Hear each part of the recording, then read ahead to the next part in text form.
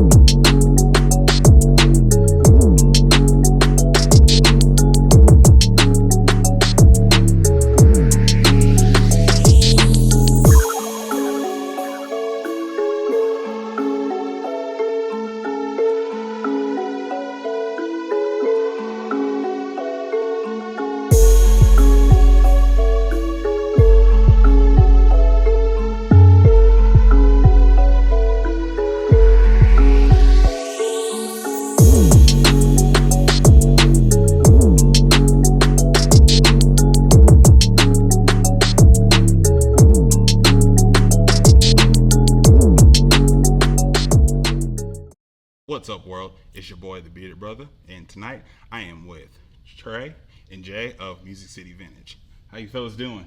Doing well, man. Doing well. Doing good. Enjoying this beautiful night. I can't complain, man. I'm drinking beer, talking to dope people in a dope shop. Thank you. How can go wrong? You know what I'm saying? Big facts. Man. So, appreciate you inviting us. Yes, thank you for inviting us to the. I appreciate y'all jumping on the show, and I just wanted to be able to tell you guys a story because y'all have a very storied past, present, and even future, starting from the blue bins of Goodwill. That's true. To having your own space. Did you research? Just a little bit, you know. Little Google helped me out.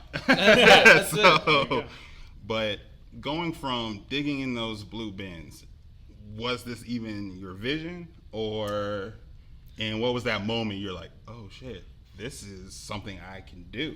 Yeah, truthfully, not really. I mean, kind of like we started out in high school. Okay. So we kind of went to the metro area. So we went to Glencliff. So I wouldn't say we were incredibly wealthy. So, we kind of started doing like Goodwill bins and like looking for hats and apparel and things of that nature, and you can go there and get something like that's unique and, that you won't find at the mall for, 99 cents, 79 cents.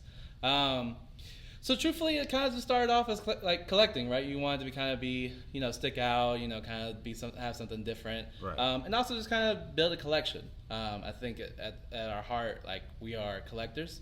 Okay.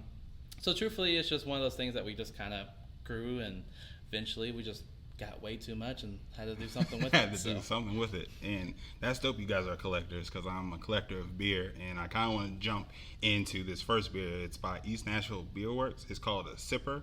It's just a traditional lager. It's basically if Budweiser made an effort. Okay, Okay, I like that. So it's got a nice gold flavor. It's super easy to drink. You smell it first? I think I should probably get rid of my gum. I don't know if this is like a wine thing or you smell it first. You can, yeah. So you're going to smell really sweet and a little like honey on there a little bit. So that's pretty damn good. super easy to drink. Sits at like, what, 4.5%. So you can knock out 2 or 3 of these before you even realize it. Just keep on drinking this? Yeah, you can drink. You drink at your pace. So don't try to keep up with me. I don't recommend that. No, fair enough. And so but yeah, your story kind of started in high school. Yeah. You get to taping up clothes racks at the flea market. Yeah, that's a whole where your boy got his shirt. Shout out to y'all. Yeah. So like. That seems so long. Right, I know. It's crazy to remember just like the whole like taping up of the racks. Like that was literally our first pop up. It was hot. It was yes. Yeah. I remember those flea markets were not cold. It was they a solid were very 90-something degrees, and we was in the direct sun. Yeah, we only had one tent. I remember we had one tent. And then y'all moved inside though, so y'all were just climbing a little bit. It was one of those things. It was a really good community at the flea market, honestly. We kind of went through that first month or so, first 2-3 months in the hot sun. Like it was, we only had one tent, so we were like, okay, we can either cool people, like customers who gonna shop with us, or we cool ourselves, And we're like, well, we can bear it. It'll be all right. So we eventually. So you thought. Yeah, so we thought. So we learned that quickly and went inside Wilson Hall, and there was other vendors like ourselves, kind of selling similar stuff, but of course like more of your dry goods, more of like, I don't want to say country, but more of like kind of that Western vibes and like band tees, things of that nature. So we kind of added another aesthetic to that area, and we had AC. So there you go. Yeah, that was a game. That was a game changer. And then you guys share a space with the tattoo shop in East Nashville. Club. Yeah. And so, how was that sharing? You had your own space, but you had to share with somebody else. How did that work out? I think it was a really cool one, just on how we like kind of approached it and like how we got approached for it. Go ahead, get you some in there. Go ahead. Get you some. Oh yeah, that's gonna very make me damn feel good. wrong. Don't be shy, yo. You got a few to get through, so. But it was a really cool thing. One of their tattoo artists, Zach, reached out to us. He had shopped with us before, and we were just kind of like putting out like a filler out in the air.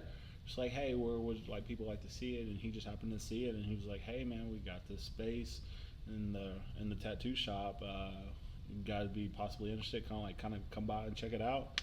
And we went by, checked it out, and we kind of were like, you could see the potential in it. Okay. And then we really like the vibes of it, just because it's one of those things that you don't necessarily think that goes together, but it makes sense together. Yeah. Type thing, as far as like, fashion. It's like fashion and art in a sense. Oh yeah, that's true. I mean, it is. And That's so, exactly what. Yeah, and so like we just did like really well with them. We even had they even made like our first like sign for outside of the shop. They That's literally awesome. did it. One of the artists, Chaz, literally did it in Sharpie. Literally on like an A sign, and he literally just Sharpied the whole like sign for us. That's dope. Still have that original piece. It was very nice. Go Club was great. Go Club was great. Okay. It was a good collaboration with them. They were very fair to us, and they kind of just let us do our thing. We kind of let them, of course, do their thing. It was like a really exciting spot. I mean, we really had good times at Gold Club. Looking back, the rent was cheap. But Not bad, yeah. looking back at this that place bad now, boy. but it was a really good spot. I really liked it. So we hopefully, once they get back up and running, we kind of do something else with them in the future. So Yeah. That's awesome. I like it. And then, unfortunately, 2020, Yes. that chaos happened. Like, that hurt my heart. I think my fiance was telling me about that. Like, my heart sunk for you guys. I was like, because I can only imagine for you guys. Yeah. But it felt like 5 minutes later, y'all like, yo, we over here now. So what y'all trying to do? Like, how did that look so seamless online? It definitely wasn't seamless. It definitely felt as though Took forever. years have kind of passed in a way. I'm glad you said that though. That makes us feel good. But it was really a long process, right? You kind of have to really think of it, right? Of course, 2020 happened, right? COVID. But the tornado hit just a couple of weeks right before then, and of course blew everything out. So that was definitely a rough morning, of course. But we knew that we had perseverance, and we can really strive to grow and really kind of get back to where we are. And we had a lot of help from the community. Plenty of GoFundMe's, plenty of people donating, and even donating their time to help us out. Clean up and build up, was just a blessing. So we knew that we had to continue moving forward. We couldn't really dwell on that. We were luckily no one got hurt. But we knew that we had to keep on going because we wanted to do more for the Nashville community than just sell vintage. So, kind of just slowly grew and took another chance on a new spot like this and kind of go from there. So, How much were you guys able to recover of gear? And how much was there versus what you guys had on hand? So, percent, if you want to put it, I'd say 60, 70. 60-70%. Okay. But it was thankfully, with vintage, it's kind of that nice worn-in look doesn't necessarily hugely affect the value on things. Mm-hmm. But of course, like we had sneakers and different Yeah. things like that, and that was like a huge blow from it. But I mean, it's one of those things where, clothes are replaceable, things are, items are replaceable. Right. But for us, it was more like I think probably one of the hardest things, obviously, besides just like watching the business go down, was just like having to tell like your employees like, yo, like we don't know, we don't have an answer for you. Yeah. Oh man, Like I bet. a few days after, and then like there are certain things that definitely helped. Like a couple days after the tornado, me and Justin went out to North Nashville, just kind of like help people pick up, just pick up debris and stuff. Went out there, it was And it's crazy. it was a good It was. like way to kind of like, I don't want to say humble, but like put it in perspective. Like yeah, we lost our shop and stuff like this, but then like you see people that are like literally sleeping on their lawns, houses are like destroyed. And Right. It's like, shoot, I can still at least go back to my house and Yeah. have something. something. Right. Yeah, Whereas, people like, lost lives, and Yeah. I mean, homes that's been there for 40 years, 50 years, and really was part of the North Nashville community, and East Hendersonville, all of it, right, was all impacted. But it was fortunate enough to be able to still, everyone was safe, and we were fortunate enough to have our lives. So Yeah. That's awesome. That's awesome. And then like continuing your journey, I know it's probably a lot of learning as entrepreneurs and Yes. figuring that out. Before we kind of get talking about that, I want to take our beer journey down Let's to do our it. second beer. Hold on, let me finish my You ain't gotta finish it. Go, chug. cleared it. So Finish it. this next one is from New Heights. It's called Coffee and Cream. It's a cream ale, so it's gonna be really interesting. It's gonna Okay. have a heavy coffee taste. All right, but I like coffee. it's very enjoyable, easy to drink. Smells like coffee. It's decent. Okay, I get the aftertaste. Yeah, it kind Of of this, kicks like, in heat cream. on the finish, That's an interesting. and it throws you off because I'm you think still of getting coffee another as brown. taste. Yeah, so it lingers for sure. But It's very interesting. Like it's like you taste. It's like coffee with. It tastes more like coffee with beer than beer that's like Yes, coffee flavor. yeah, if that's that makes sense. that makes I complete sense. really taste the beer. It's like more coffee. Yeah. And then it kicks in with Like- cream. Mm-hmm. So, but it throws you off if you're not paying attention or they pour it from the tap. You're gonna think it's like, oh, it's probably gonna be brown. No. You're not gonna see this I gold. thought it was regular. I thought it was gonna be regular beer. Yeah, exactly. Like the first time I had it, I was like, it would wait be a like minute. this color, the black. Not at all. Completely threw me off the first time I had it. This is interesting. I don't think I could down probably 3 or 4 of these, Oh, yeah, but no. I could definitely enjoy a good solid 2. Yeah, there you go. I feel like this is one that you like kind of have, but you talk over. Like it's a talking Yeah. one. Yes, It's like great to have in conversation, hanging Yeah. with friends and stuff like that. first one is like for me is like a chugger. Like Oh yeah, It's like yeah. party, you take that to the traditional. pool. Yeah. You take that Yeah. to the pool to the cookout, and and this one is like you want to be a little fancy. you have your laptop, You do like some work. You're like, hey, try this. It doesn't This is taste when you- like this doesn't taste like beer. It's like Yes. it's like coffee, but it's beer. It's like that. It's like pinkies out. I don't There believe you it. go, pinkies up. There you go. Good. It But- looked like you liked that one a lot. I do like this one. It's good. More, like I New said, Heights. So More shouts out to them. Are they local? Yes. Dang. Oh, okay. All these are local beers, so it just was great This that it one, worked out that way. We're gonna have to give them a It's visit. this one right Yeah. here. I Yeah. like the coffee can. It looks These like are very nice this, cans.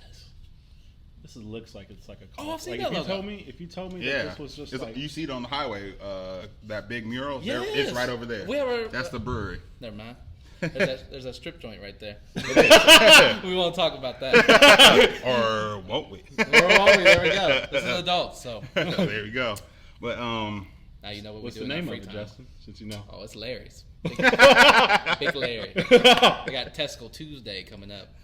I ain't about that, but I love it. I love to see it. It's like equal. I think it's like a. equal opportunity. Yeah, There it's you like go. it's male and female. I think. Interesting. Interesting. I'm Going gonna have on to get them on the Tesco Tuesday? podcast.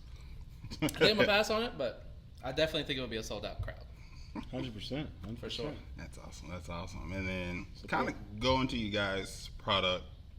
How do you guys know what's valuable and what's like garbage? When somebody brings in, you're like, I got this really dope hat. You're like, no, that's fake. Like, how you even eye that and then value it for the store? It's a little complicated to be honest with you. I think experience kind of comes with it, and really kind of knowing your crowd. Trae's our big buyer. He's the guy who loves it. Okay, I was just gonna ask. I was like, who's? We all buy it, but like it's really some things work in here in Nashville, and some things might work in like Atlanta or New York or whatever, right? Some pieces are valued for $20 here and $300 somewhere else. Mm-hmm. It's really based on your customers. I mean, what do you think?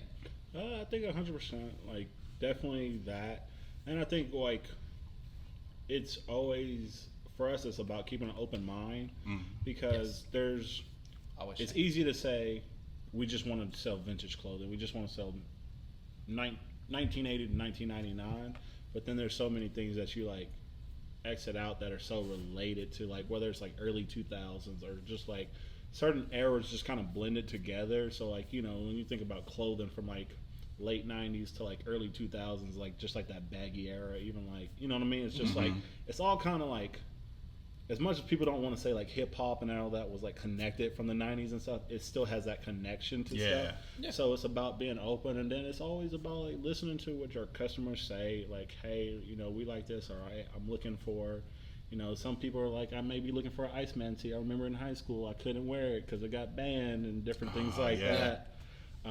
So it's just like keeping an eye out, and it's one of those like, we've always had the thing of like we don't want to be gatekeepers to like vintage. It's like vintage is something that everyone should enjoy. That's awesome, yeah. And you know, we try to help out with knowledge when people come in or like ask us about different things. We try to like, you know, give them the best knowledge we can. Yeah. Just because, you know, it's been so good to us, and like, you know, we always want to like keep it, you know, keep that same people enthusiastic about vintage clothing and just their sustainability behind it. I mean, but we're still learning at the end of the day. Yeah. I mean, there's always, of course. I mean, with this buy, sell, and trade option, there's pieces that you know, every day is different. We never know what comes through the door. Sounds very Pawn Stars, I feel like. But anyway, it is a true statement. We really don't know what's going to come in the store. And there's new pieces that I've never seen every day. So, you know, it's really a journey of just kind of like really kind of price it really off just previous knowledge and kind of what you think someone might value it at and appreciate it as much as you do.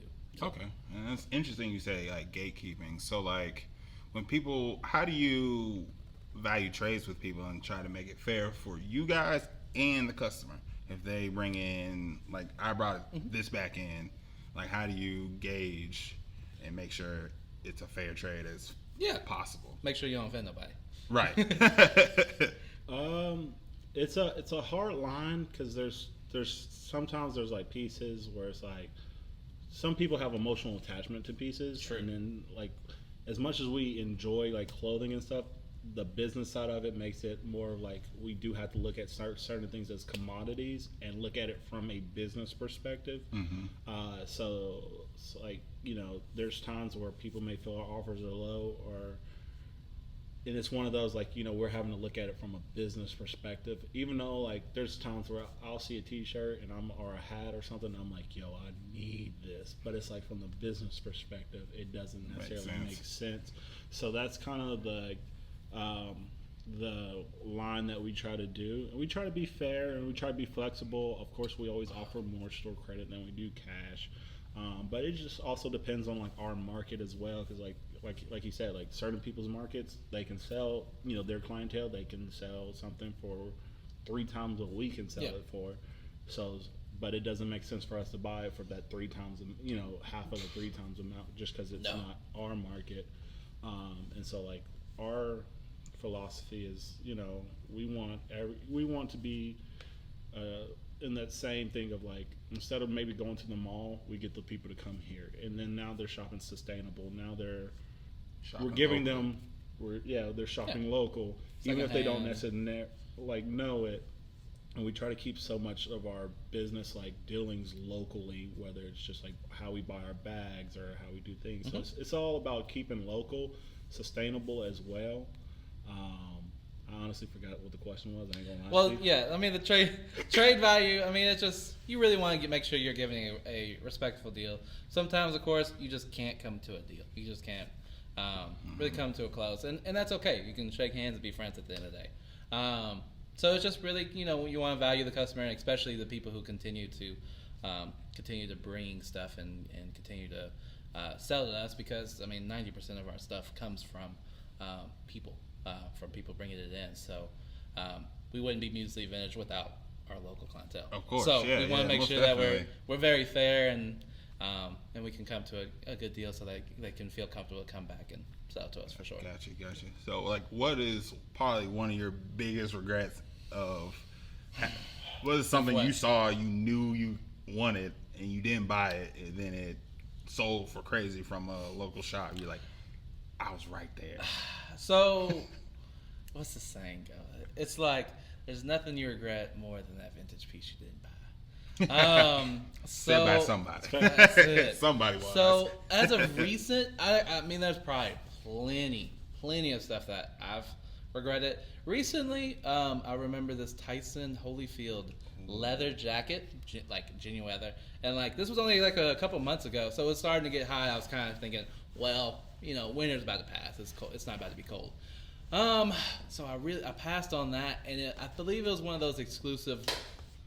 Sorry, my thing, my little, scared my me. little. I'm sorry. Are you My good? little finder in my wallet was beeping, so it was making a noise. I was just gonna toss it out. Well, Trying to be a little There you low go. key with it. I lost the piece just as quick as that. So we just couldn't come to a deal, and I just wasn't really willing to pay it right then. But thinking back, I'm like, damn. Sometimes you just have to buy it just to have it. Yeah. And just so that you can really display it and enjoy it. So that was one of the genuine pieces that I remember as of recent that I miss. So Okay. I've never seen it before or since. Any regrets for you? Or you team no regrets? Oh, I'm seeing plenty of regrets. Don't get me wrong.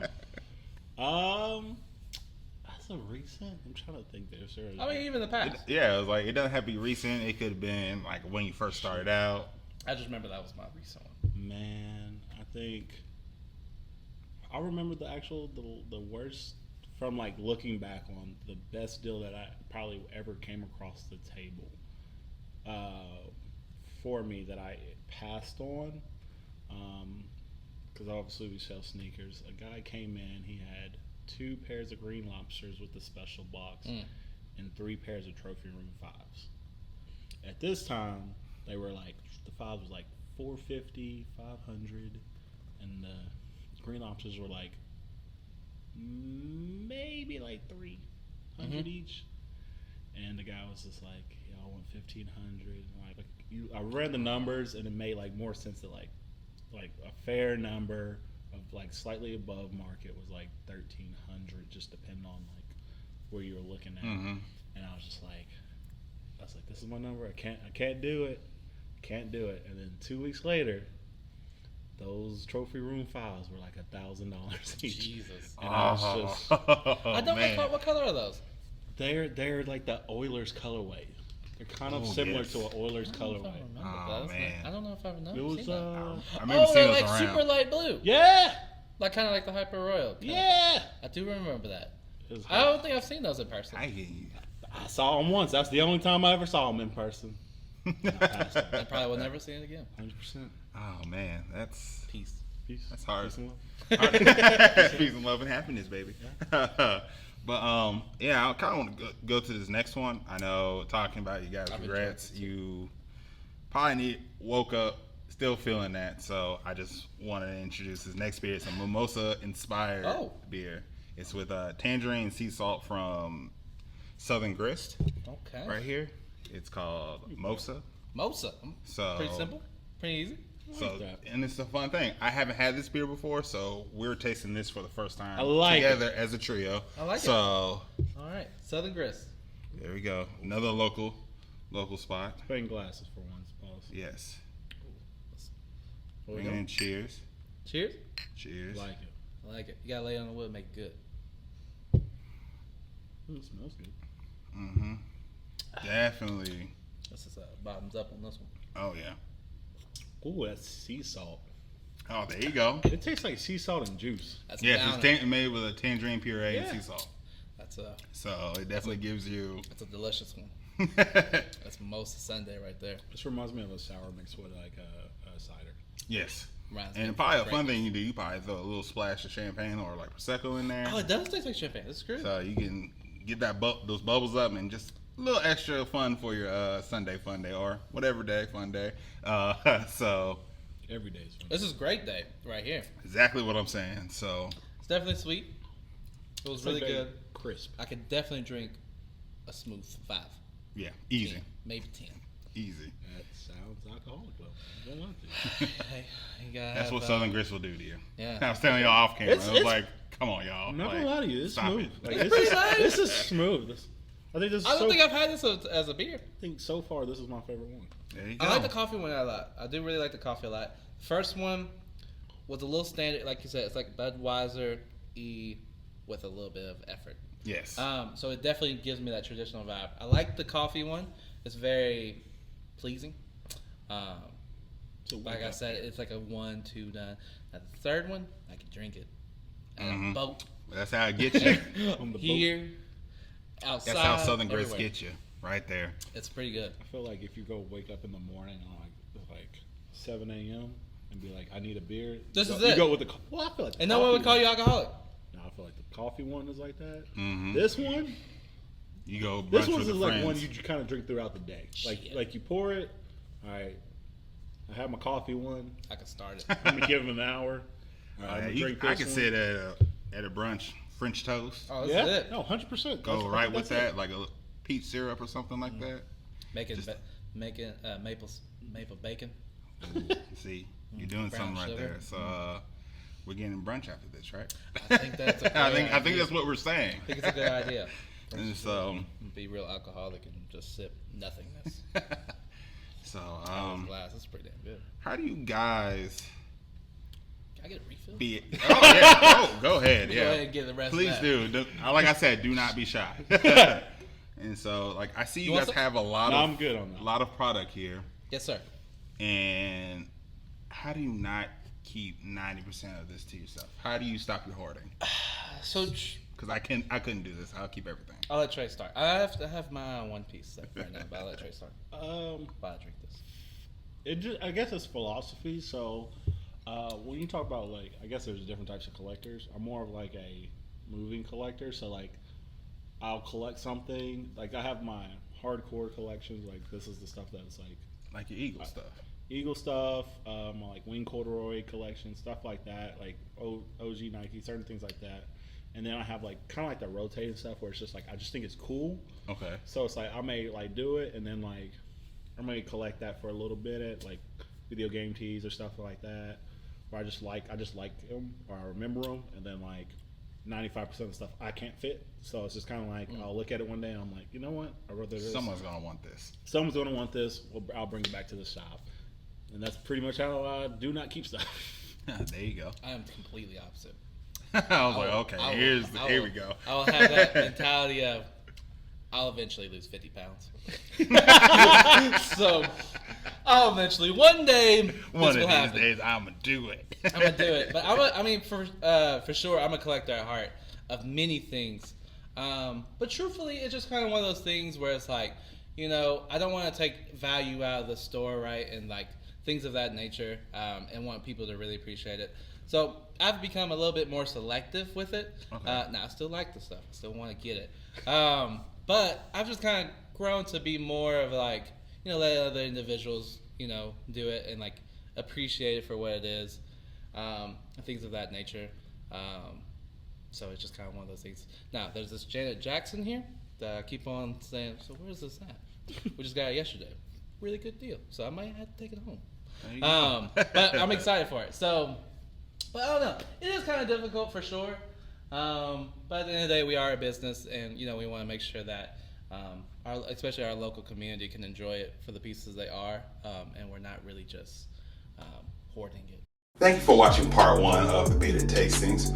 Don't worry, part 2 is out, but just want to make sure you got you another beer, poured up another one, or taking a few extra puffs on your smoke break or anything like that. Come on back, sit back, relax, of course, drink up.